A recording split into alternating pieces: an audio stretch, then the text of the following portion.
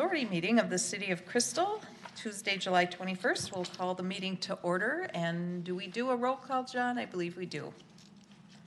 Commissioner Adams? Here. Commissioner Banks? Here. Commissioner Budashevsky? Here. Commissioner Deschler? Here. Commissioner Kaiser? Here. Commissioner LaRoche? Here. Commissioner Parsons? Here. We have a quorum.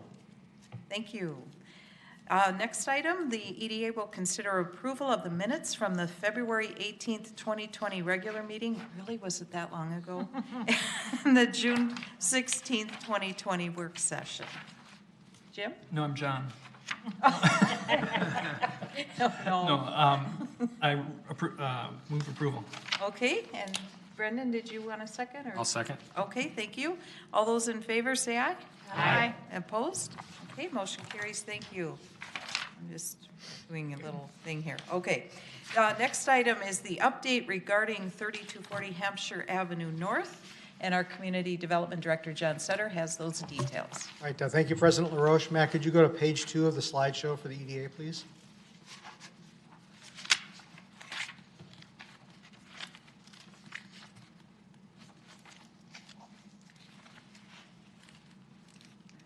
All right, back one. That's 3. There we go. Thank you.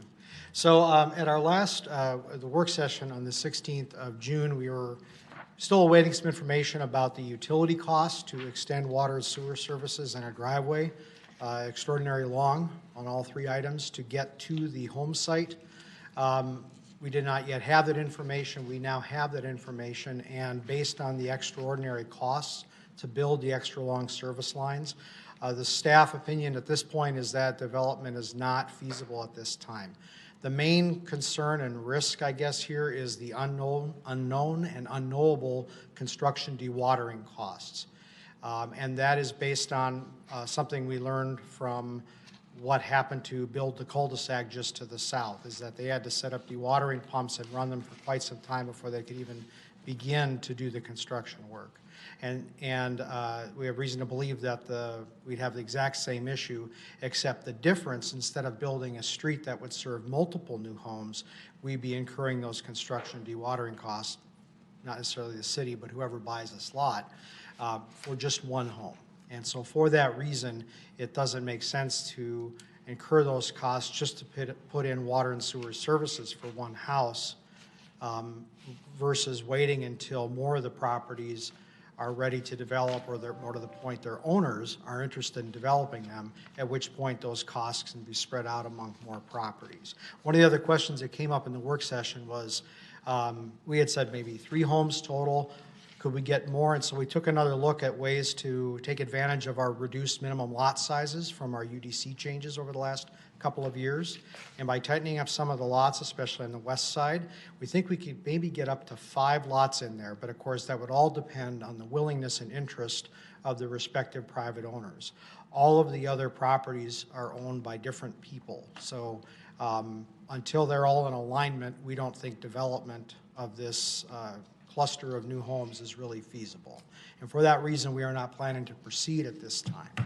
We would send out a letter to the neighbors to let them know that, and then it would wait, I guess, until conditions change and more of those other vacant lot owners decide they want to develop. So with that, I'd be happy to answer any questions. Any questions? Jim? So the letter that you send out to the landowners, are you going to show them this map? That's kind of what that might look like? I was intending to, yes. Okay. We have to balance trying to hint at what might be possible versus scaring people. But I think because they've now received 2 letters from us being very clear about the potential for development back there, the idea that someday that will be developed shouldn't be a shock to any of the people who get the letter. So at this point, I was intending to include this illustration so they can kind of see, it helps them visualize what might be possible at some point in the future. Okay. I think that's a good idea. Thank you. I do too. Yeah, and that you say hypothetical development scenarios. Helpful to clarify too. All right, any other questions or thoughts? Thank you, John. Appreciate that. Next on the agenda, we're going to consider authorizing the issuance of a request for proposals for the sale of 4741 Welcome Avenue North for construction of a new residential building. John? All right, thank you again. This one we would like to proceed with. A couple updates. At your request, we did send a letter out to the adjacent owners. In this case, we did the entire block, and to let them know that we are looking at developing this property. We did not receive a single phone call, email, walk-in inquiry, anything. So I guess that's potentially good news. Hopefully people are reading their mail. But also the house to the north that we had looked at potentially purchasing to combine with our site. We did not ultimately do that, and the person who bought it fixed it up, and it's on the market for $210,000. I just checked this afternoon. It's active contingent, which means there's a contingent offer already on the property. This is a 2-bedroom, 1-bath, 900-square-foot house. It has a huge garage, but other than that, it's a pretty small house. So that gives you a sense of what the demand is for new housing, or not new housing, for housing generally. That will probably sell very soon. So that's the update. What we are proposing, and the RFP is in your packet, but we're proposing a $100,000 minimum price for our lot at 4741 Welcome. It could accommodate between 2 and 6 units. I know we said 7 before, but that was an error. It's actually a maximum of 6.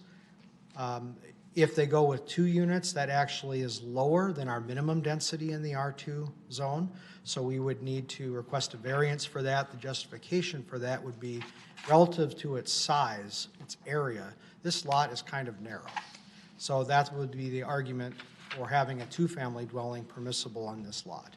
If they want to go from 3 to 6 units, they wouldn't need to get a variance, but they would also need to go back to the Planning Commission and Council for site and building plan approval. So either way, if the EDA selects a developer at the August 18th EDA meeting, then at the following month, the Planning Commission or Council would consider either a variance or site and building plan review, depending on how many units are proposed for the site.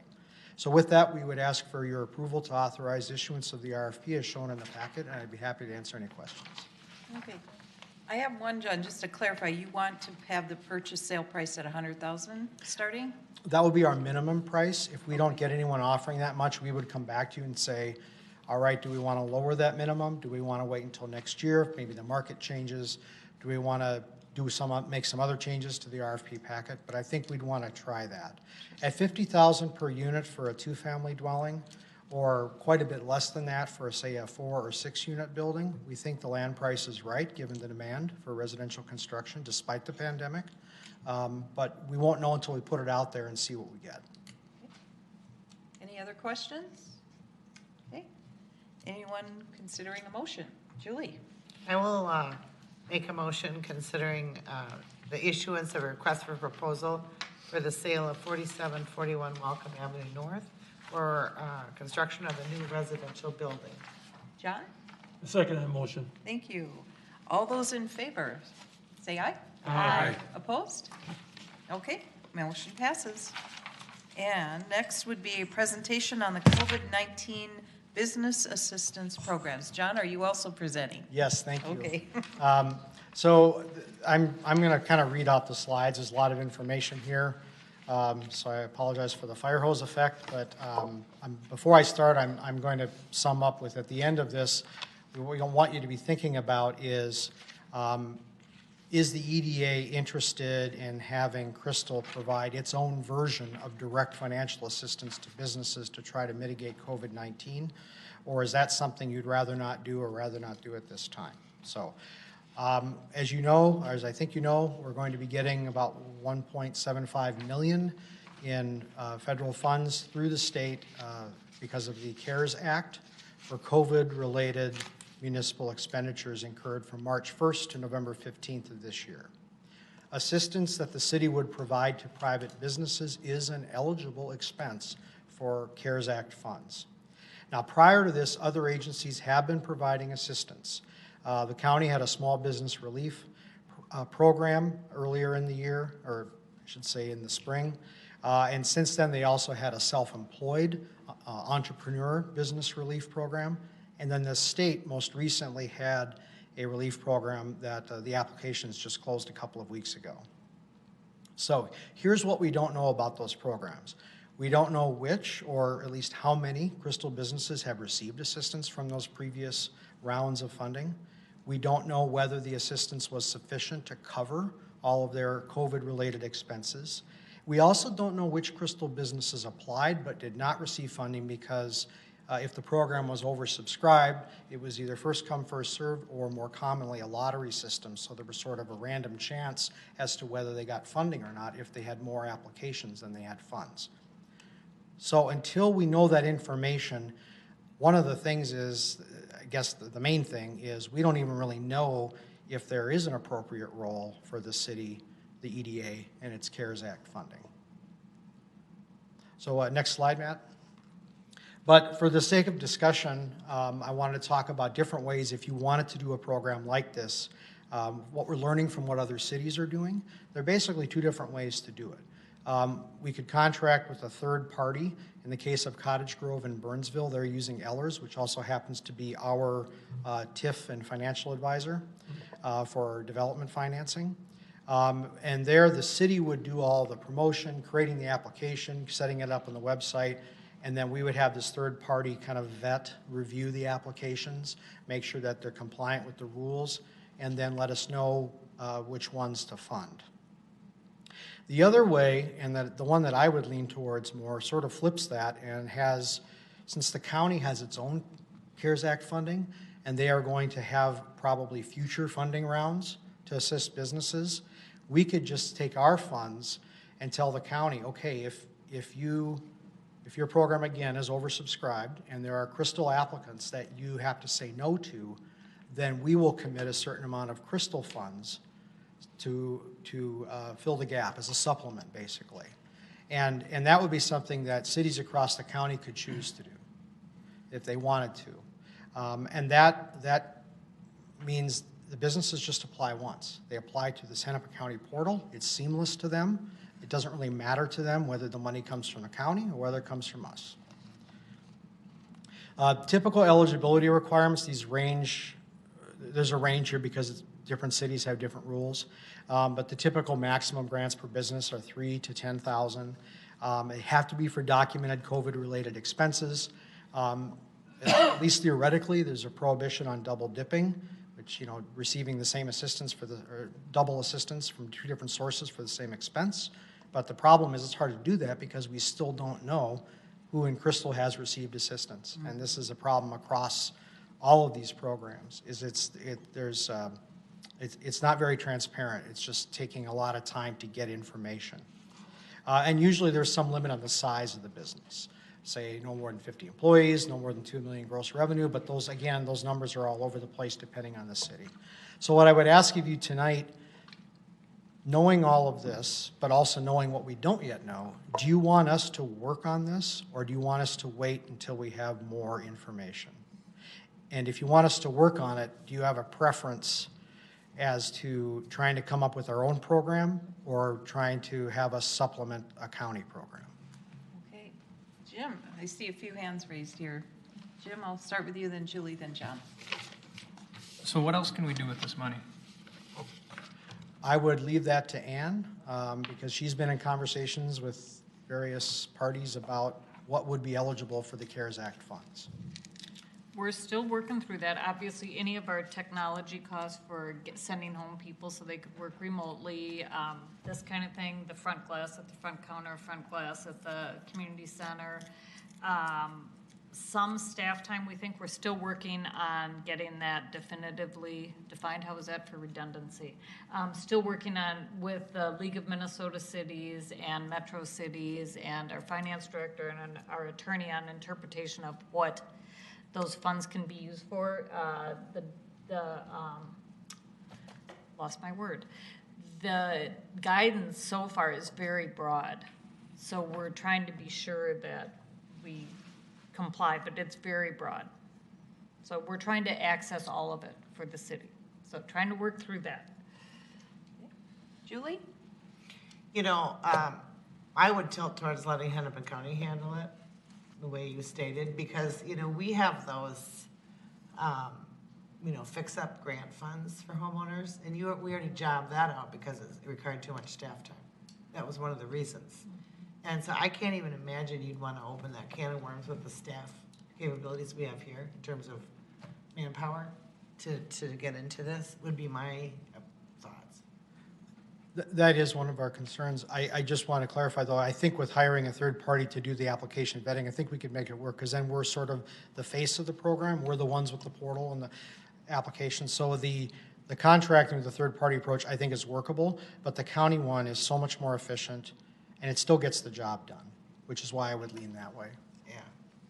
Hey, Can I- John, and then I'll go back. Oh, Ann? Go ahead. Can I just add one more thing about the CARES money? That is not, cannot be used to replace money we lost, like with recreation programs or things like that. We can't use it for that. And put it in It's gotta some be other actual budget item. costs, It has to right, go right. toward. It's gotta be for costs relief. incurred. Okay, very good. John, and then. And a business assistance program would fit that. Okay. And we're talking about 200 to 300,000 of the 1.7. Okay. John first, and then Jim? So why would the county say no and then direct the applicant to us? I guess that's, the part where I have a question. These What- would be fully eligible applicants, but they would simply have the county would have run out of money. So if they say they have a $5 million, I'm just pulling a number out of the air, a $5 million allocation for this assistance across the county, and they have 3 times more eligible applicants than they have funding for, they would then tell us, all right, these are eligible applicants, but they didn't win the lottery, which is a lottery process that they use to select which ones get the money. So here are Crystal businesses that applied, are eligible, but we ran out of money at the county. And then the city can provide those grants for those where the county ran out of money. So just a quick follow-up. So the only issue, or in this case, where this funding would be available to Crystal City businesses, is if the county says no because they've run out of money. But we are finding that, the eligible pool of money is not being fully utilized. So in November, when we get to November, and we still have this money, do we need to give it back to the state? So Do we return the money? unexpended CARES Act funds have to be returned to the county that you're in, for just not for the business assistance, but just generally to the county. And then Hennepin and Ramsey counties, I believe, have declared that any returned funds will be provided to hospitals in the county. Okay. So if we don't use the funds, they will go to Hennepin County hospitals. I don't know which hospitals or how they figure that out, but that's what'll happen to whatever part of our 1.75 million we do not spend here in Crystal. Interesting. Hey, Jim, did you have a follow-up? Yeah, I have a couple of questions, if you don't mind. I'm trying to get a handle on what my perception of CARES was, seems to be changing. Can you, is my understanding at the moment is that there's a business assistance portion to the CARES grant. Is that correct, or is the... This is different from like the SBA payroll protection plan and those different programs that have been around for a few months. This is a whole different allocation of funds Right. that the federal government made to cities or to states, and then the states decided how to allocate them, and Minnesota allocated it on a straight per capita basis. Okay, so our broad interpretation of CARES money goes from assisting businesses to assisting our own costs. Reimbursing That ourselves. whole Correct, range. correct. And we can choose anywhere we want Correct. within that Correct. A range. business assistance program would be considered an eligible cost. So it's not even, okay. With that in mind, I'm not sure I like either of these ideas. Just because my experience with PPP and the other one, SBA? the 2 SBA loans, the different ones, I was able to get approved a week and a half ago. Still, I mean, the money's still flowing there. So I'm not sure that I want to go ahead and take this when we could use this for potentially our firefighting over budget stuff. I would love to see us use that. Oh, absolutely. That is part of the pot that we will, reimbursing West Metro, because obviously that has a positive effect for us. Yep, absolutely. Yeah, and Even with this possible program. so, okay. Hearing the way you phrase that is, in other words, we're getting more in the CARES gift than what we can accommodate with our own expenses and costs. Is that correct? Never say that. Okay, I would never say that. okay, I wanted to be clear because, I believe there is capacity. okay. All right. Okay, John, did you want to answer to that? Maybe more of a clarification of why we're even bringing this to you this evening. So some cities are doing this, an increasing number of cities are providing business assistance. And we didn't want to not talk about it with you because you might hear things like, well, such and such a city is helping their businesses, why isn't Crystal? That sort of thing. And we have, I mean, a totally appropriate, reasonable response to that could be because we need every bit of that CARES Act funding for our own expenses related to COVID. So that's why we're not doing it. On the other hand, we didn't want to be silent on this. We wanted to bring it to you for discussion. I have mixed opinions about whether this is the appropriate role for city government in the first place, and again, we still don't know a lot about the programs that have already been funded, and we're still waiting for that information to know whether there's even a need here. So this is just intended to be an initial discussion, but I want to make it clear that we're not proposing or pushing a particular course of action. Again, it would be perfectly reasonable to say this is not the appropriate role of city government, if that's your feeling as a group. Okay, Brendan and then Jim.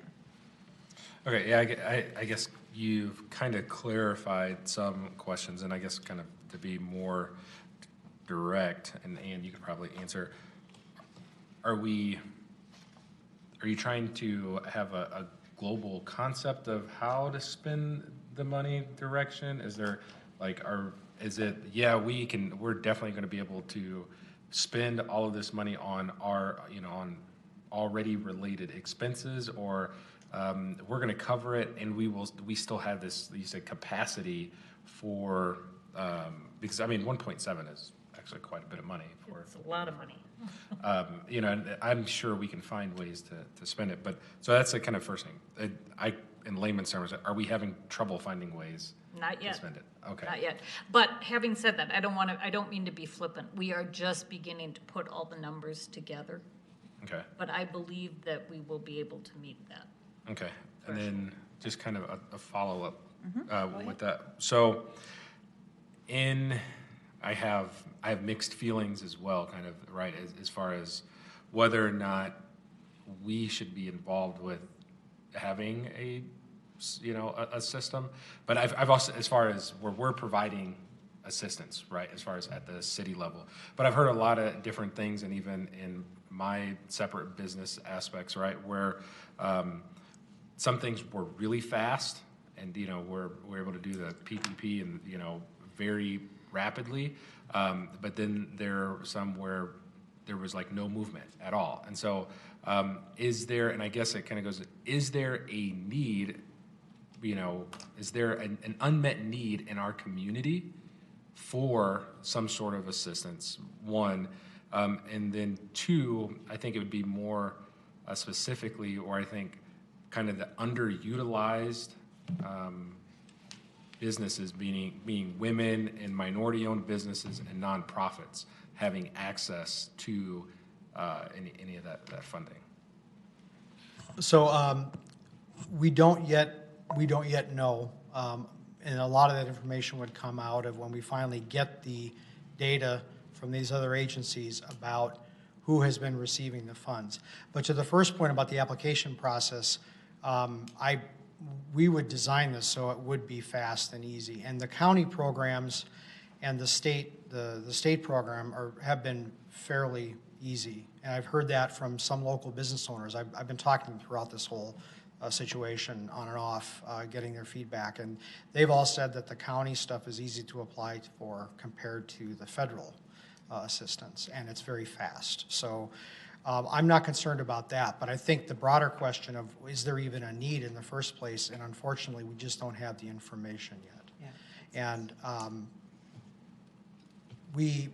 I hope we have that, perhaps within the next few weeks, but we didn't want to spend any time on this without at least letting you know what the options were and what it would potentially look like, and start the conversation to see what you all thought.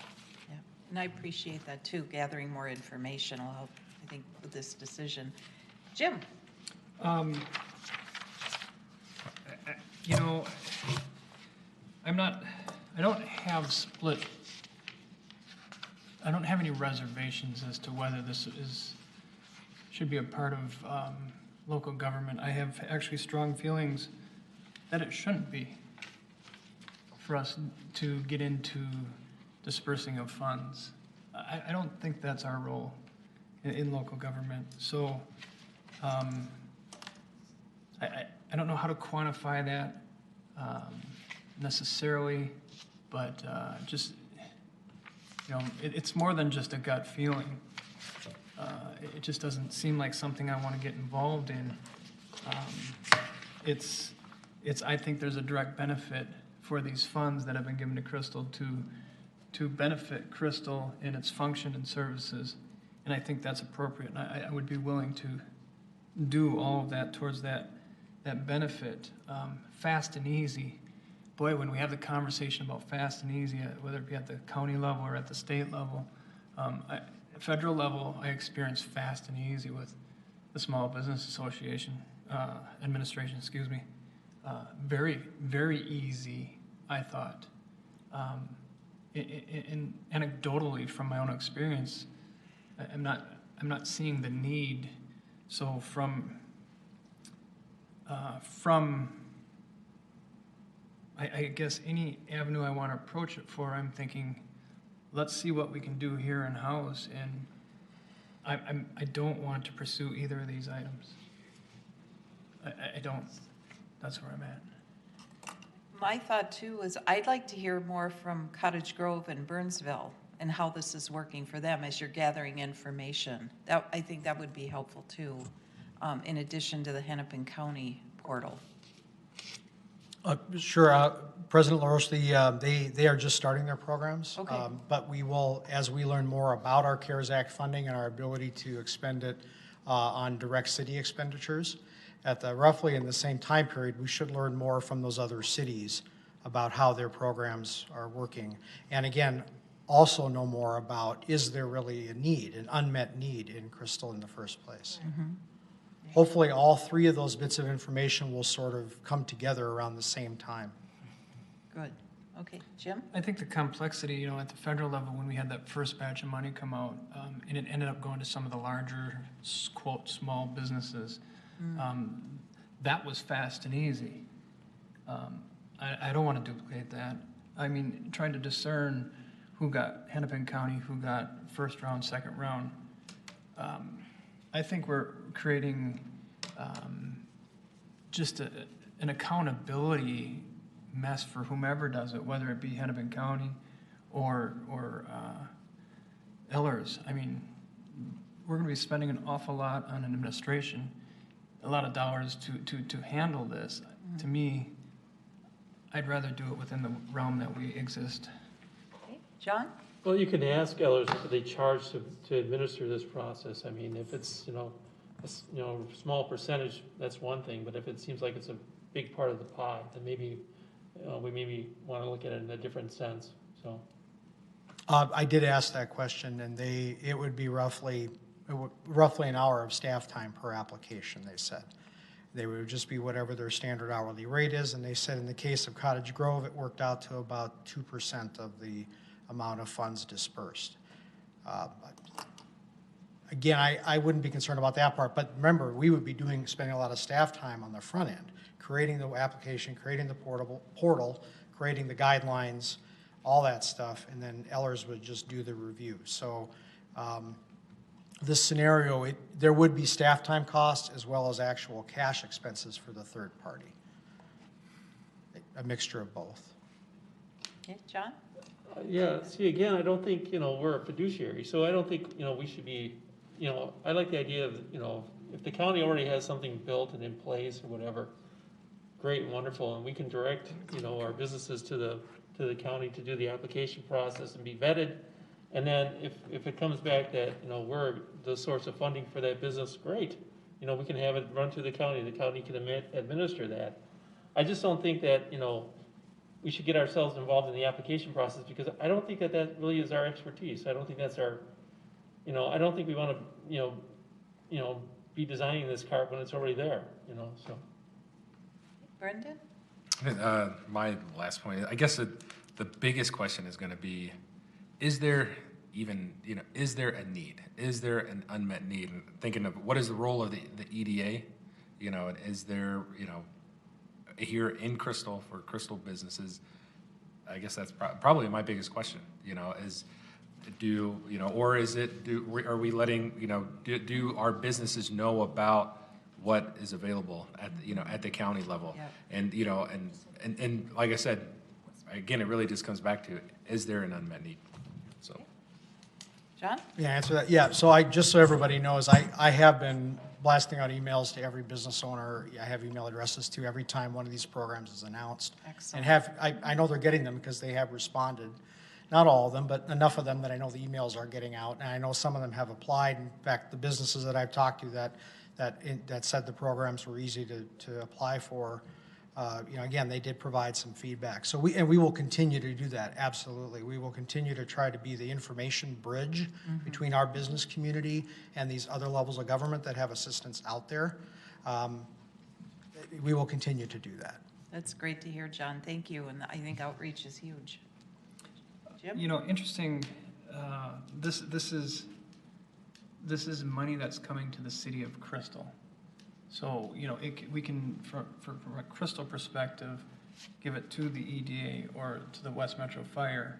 So this conversation is overlapping in some of our groups here. So it's not just a EDA issue. I want to make sure everybody understands that. And in terms of having Hennepin County administer it, I'm sorry, I'm not comfortable with. I don't necessarily want to underwrite their efforts. How would we know if they've been denied or if they're denying it because the money's here, coming from Crystal? I don't know. I mean, right. I would like to, in good faith, say that Hennepin County would do the right thing. But, on an administrative level, this money is available. You're going to use the money. I don't know what that looks like. I'm not sure I'm comfortable with it. Need more info. Okay, anybody else? Right, sounds good. We'll continue from there once we get more information, right, John? Right, it sounds like we should not spend a lot of time on this yet, Yes. Right. but we'll wait Gather and see data. primarily what the determination is with our COVID expenditure knowledge. Perfect. Sounds good. Olga? I do want to say thank you so much for being the front man for keeping our businesses apprised of what's happening and really taking care of them. I feel like they are taken care of, and it's been a huge effort of yours, and I'm really grateful for that. Yes. I second Olga on that. I was going to say, I'm going to piggyback on that because I spoke to, in the last week, 3 different business owners that said that you came by and stopped in. And whether you were checking on the planter boxes or, or just out and about. And so. Well, Ann knows my favorite line is I can have more than one reason for doing something, and those on-site visits often lead to conversations and getting information out that wouldn't have gone out through an email or anything else. So we try to reach people in any way we can. So That's it's nice great. to hear. Thank you. Fantastic. Thank you, Okay. John. And any other items? So I do, President LaRoche, I do have this next slide. This is a whole different thing. It's also an initiative of the county. It's something I just emerged with in the last week or two. They identified their funds that they could use to hire a consultant to help concentrated business districts improve their ability to generate business and keep their customers and so forth during the pandemic. And we submitted 3 different business districts: Bass Lake Road, the Strip across from Becker Park, 42nd Avenue, and Douglas south of 36th. They only picked one of them, the Bass Lake Road one, the county did. That was one of 11 business districts across the county that they selected. The nearest one, I believe, is downtown Robbinsdale. So the idea here is the county would get a consultant to work with these businesses and on different ideas to create excitement and to draw customers back that maybe have been sort of deterred because of the pandemic. And I've listed a whole bunch of different things that are just sort of a laundry list of ideas at this point. One that I found kind of intriguing, though, because of that Bass Lake Road strip, is the whole scavenger hunt passport idea. Because in that strip of buildings, the world is literally in Crystal. There are people from every continent except Antarctica that have businesses in that part of Crystal, in that district. So there is a potential to do something really creative there. And the other piece of it is, while the focus would be on that particular strip of businesses, the message could be broad enough that it would have some spillover effects and benefits for our business community more broadly. So we were just selected. The county is getting their consultant on board, and I hope to have more for you to report early in September maybe about what the rollout looks like. But I just want to let you know this is an effort that we took the initiative on, and we were selected. So there'll be more to come on that in the future. Great, thank you very much. That's great news. Wonderful. Julie's really smiling over there. Thanks a lot, John. Any other items, or is that it for? Then we have another business. I do have an update on 5240 West Broadway. Okay. So a lot of this information is similar, so I won't go through it all, but I just wanted to remind everybody, and it was mentioned in the council meeting announcements earlier, that there is going to be an open house on the potential apartment building development at 5240 West Broadway.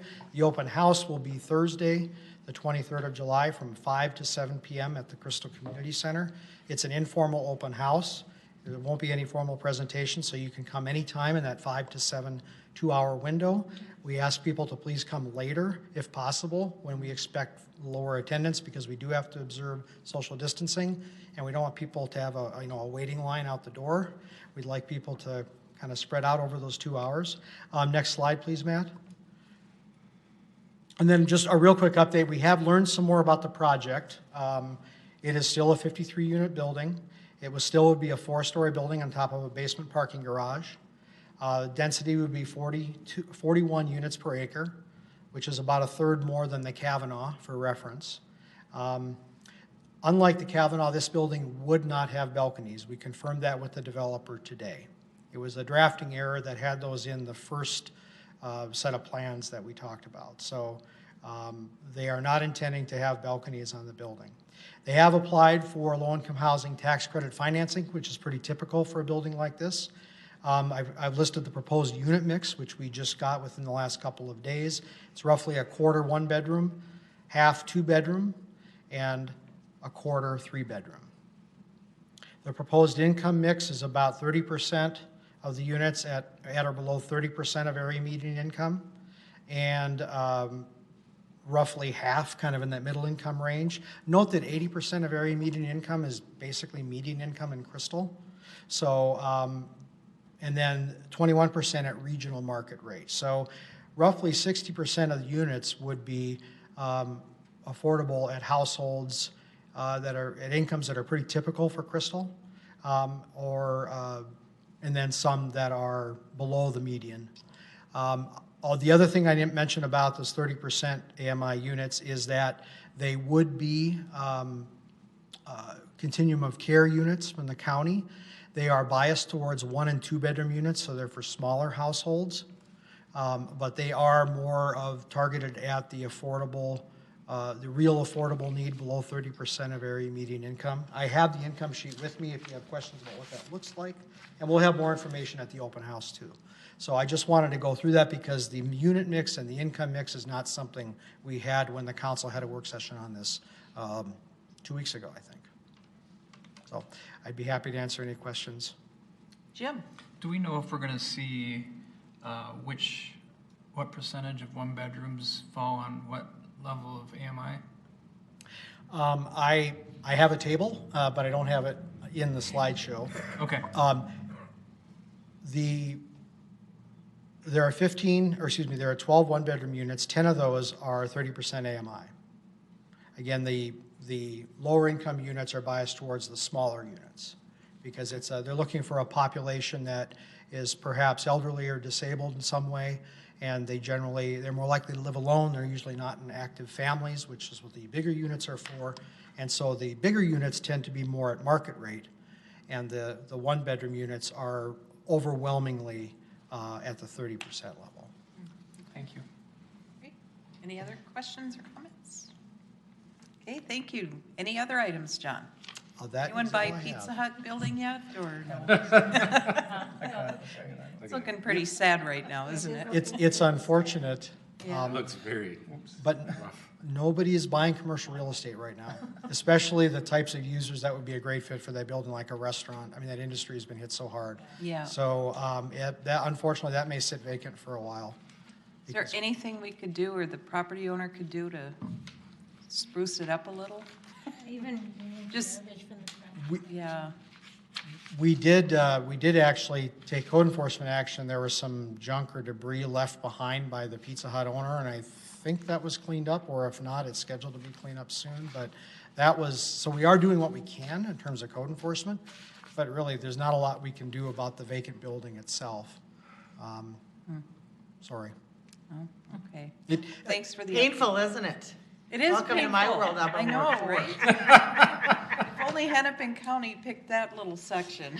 No, that's all right. Well, thank you, John. So other business tonight, item 7, the informal house that John mentioned. I don't think I need to repeat that, but the notice has been mailed to property owners within 1,000 feet of the site, posted on the site and on Nextdoor. And with that, do we have a motion to adjourn? And Brendan raised his hand first. Make a motion to adjourn. Okay, Julie? Okay. Thanks. All those in favor say aye. Aye. Opposed? All right. Good night, everyone. Meeting adjourned at 8:30.